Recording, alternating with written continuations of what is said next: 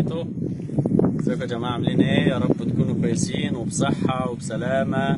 النهارده نفذنا شغل جديد في محافظه جديده من شغل اخوكم خالد الفخراني لبناء ابراج الحمام وعنابر الحمام في مصر وكل محافظات مصر. بسم الله ما شاء الله. نفذنا عنبر مساحته 4 متر عرض في 40 متر طول، يحتوي على العدد 3100 فخارة. بسم الله ما شاء الله. التصميم يا جماعة عشان تكونوا عارفين معايا، بص كده يا باشمهندس طارق، المتر ده هو كده هيكون فيه سقف. المتر ده هيكون معمول بسلك، السلك علشان الإضاءة، هيدخل إضاءة، هيدخل تهوية، هيخفف درجة الحرارة، لأن درجة الحرارة في المكان اللي احنا فيه عالية خالص. هتشرفونا وندخل مع بعض نشوف العنبر من جوه. اللهم صل على سيدنا محمد. الأوضة دهيت الداخلة من هنا هيكون عليها باب حديد علشان أو أوضة التفريغ هيكون فيها مثلا مية، الخزين، الرسمال، أيا كان. تمام؟ بسم الله ما شاء الله. بسم الله الرحمن الرحيم. لما نيجي ونتفرج على الشغل، الخشب احنا رافعينه قد ايه يا جماعه؟ بسم الله ما شاء الله. لان العنبر بسم الله ما شاء الله متنفذ كويس. ال4 متر عرض طول 40 مقفلينهم. هنيجي نبص على الفخاره اللي احنا شغالين بيها دايما وبنحكي ايدي على اخرها اهي 25. يعني انا ايدي دخلت بالفعل، انا ايدي دخلت جوه 25 اهي 25. تمام. الطول 35. القطره دي عفوا دي القطره اللي احنا شغالين بيها وبنبني بيها دايما العناب.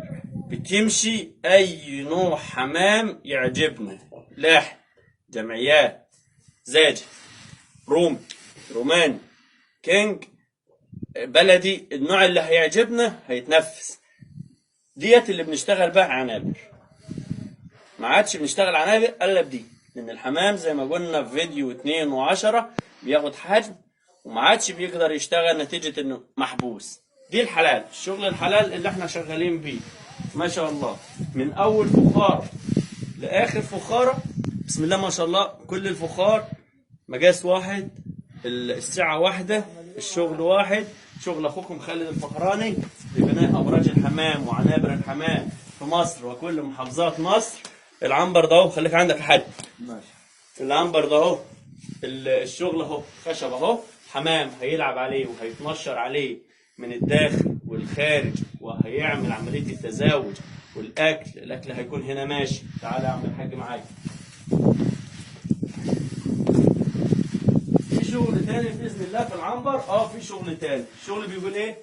ال60 سم او ال70 سم اللي تحت دول لسه هنكمل الداير فخار، لان في حمام هيقع من هنا مش هيعرف يطير دول بعد الارضيه ما هتنعمل. هنعمل ايه؟ هنمشي زي دول. يعني ال60 سم دول اللي الحمامه لسه عمر اسبوع او 10 ايام مش هتعرف تطير العين بتاعتها، وعشان ما تموتش مننا هنرفع ال3 مناميك دول علشان نوصل ديت بديت بعد الارضيه ما تكون انعملت بالاسمنت واتظبطت معانا. كان في باب من هنا وقفلناه. الباكيه دي بتفتح للعنبر ده.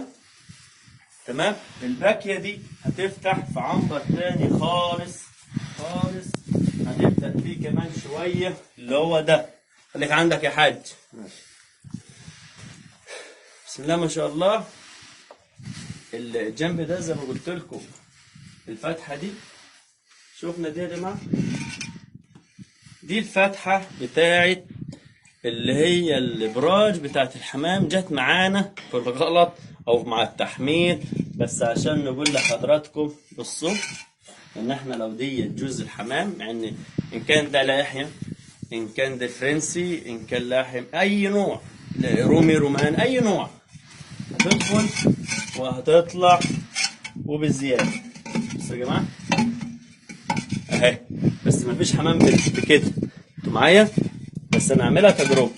شفتوا الميزان؟ انا عايز نعمل كمان اختبار صغير، ان البنايه واحنا بنبني الشغل مش مكفي. يعني لو مكفي هنقول ان البيض هيقع وهياخد الحمام هياخده وهو في رجله. لا، ده مسنجعد فوق اهي. بصوا يا جماعه طلع فوق ازاي، يعني ان كده نضمن ان ما عندناش باذن الله حاجه فاجت. بنبني بالطينه، البنايه دي مديها اللون الاصفر لان مبني بطفله زائد نسبه رمله ناقص التبن، ده اللي مخلي العمليه كده. ديت الرفارف اللي الحمام بيقف ويتنشر عليها. تمام، ده العنبر الثالث. كل عنبر زي ما قلنا لكم يا جماعه كان 4 في 14.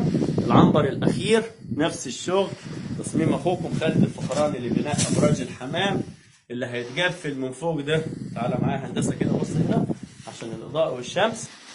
اللي هيتقفل من فوق ده هو الشمس، وهيكون الهواء هيجي من الناحيه البحريه هيطلع من الناحيه الثانيه الجبليه مثلا. الشمس معايا هتدخل اهي، هتدخل العنبر بعد السقف ما ينعمل. السقف هيكون فوق العمدان ديت او الكتوب ديت علشان نضمن درجه الحراره مظبوطه داخل العنبر. وانا تحت امركم في اي شغل في اي محافظات لبناء ابراج الحمام لعنابر الحمام في مصر، في كل محافظات مصر، بره مصر.